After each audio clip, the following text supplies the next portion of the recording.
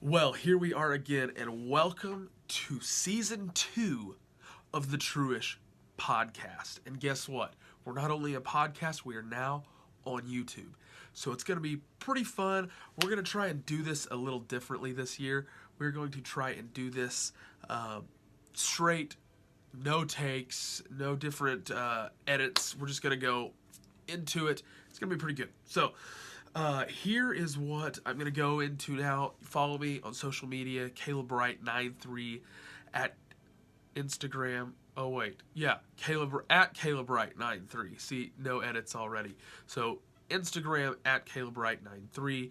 Also want to thank our sponsors, thefanstop.com. If you would like a college t-shirt of the month, free shipping, it's pretty awesome, fanstop.com.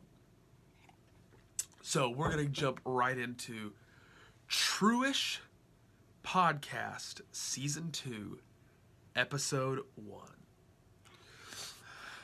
Over the Thanksgiving break, I went into undercover, if you will, into the mall scene.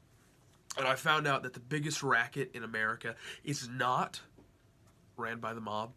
It is not owned by the Mexican drug cartels. No. No. The biggest freaking racket in America is ran by the foreigners who are running the skincare kiosks in the mall. I'm telling you, they got them all over the place. They got 4 of them. And they got 4 kiosks in the mall, 1 store location, about 15 of them working the whole thing. It was crazy. It blew my mind. And it was hilarious because I sat there and I watched these people lure folks in with just a 10-cent free thing of lotion. Yeah, they would lure them. They'd be like, "Hey, ma'am, one for you, ma'am, one for you." And I was just like, this is crazy. But always happened. Somebody would be like, "Yeah, what's up? How you doing?" The best way to avoid them altogether is just don't look at them. Don't be polite. Just keep walking. Go straight. Don't even make eye contact. Don't say thank you. Don't be polite. Because if you say thank you and engage with them, they will pull you back. And they'll go back. They'll say, "Oh, one for you. And you take it. You say, "Oh, thank you." But then they go back to the kiosk. And the kiosk is like the heartbeat. It's the motherland. They don't leave the mothership. They go back to the kiosk and they get some other product. Sometimes it's like a lotion that's in this cool little square glass container. Their packaging is phenomenal packaging. But they'll go back there and they will stand at the kiosk and they'll reach their hand out and they'll say, "Ma'am, one for you." And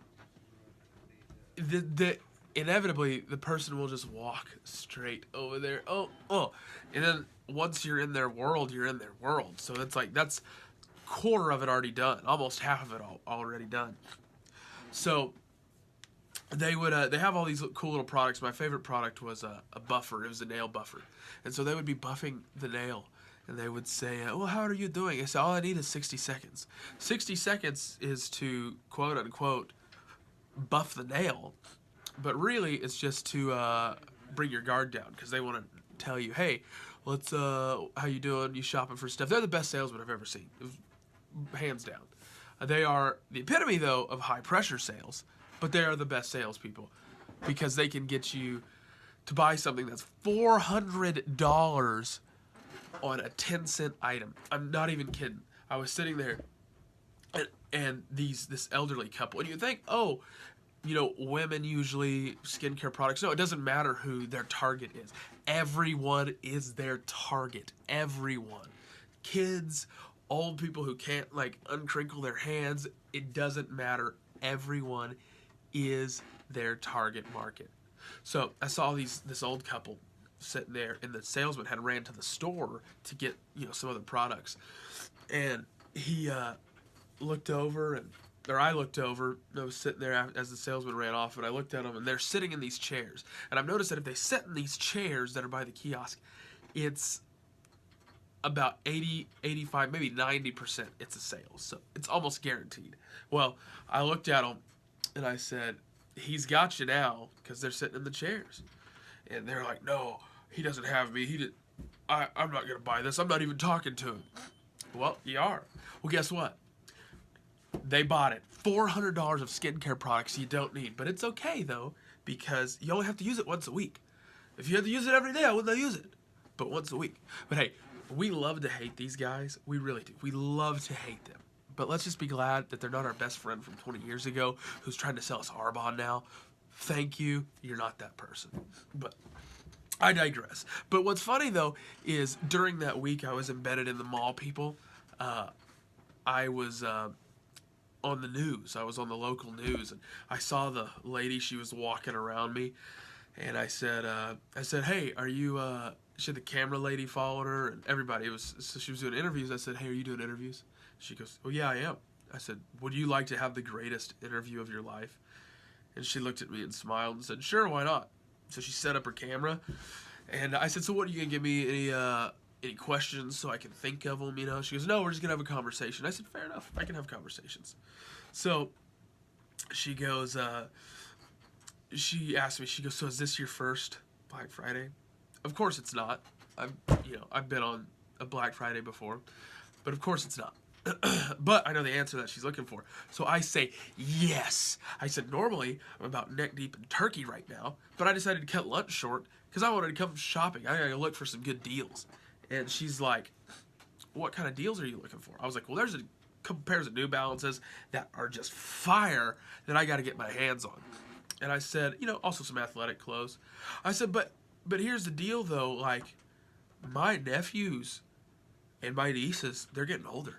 I've got to take advantage of these deals now because they're not content with, candy bars and boxes and cheap toys from Walmart. No, they're not content with that. They're like 12, 13 and ready for something cool. Like they want drones or those hoverboards. I'm like, listen, Uncle Caleb's rolling on a budget.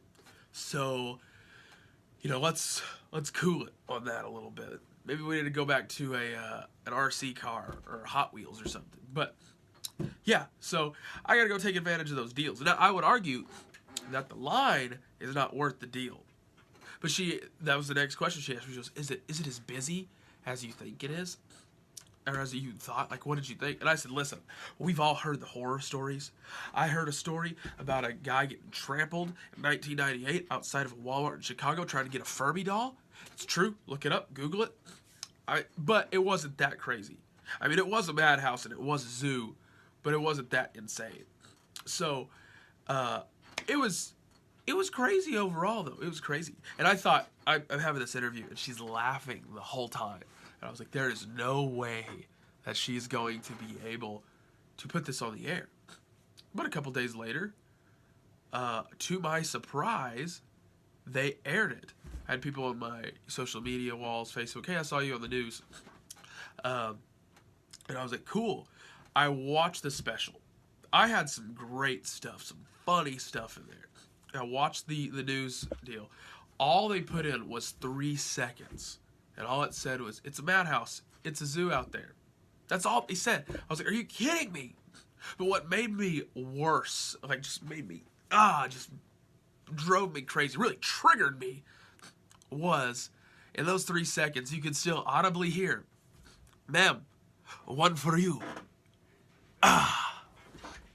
Well, hey, that's True-ish Podcast Season 2, Episode 1. And hey, definitely check us out on social media at CalebWright93, thefanstop.com if you guys want a College T-shirt of the Month club. Thank you so much. I will see you next week.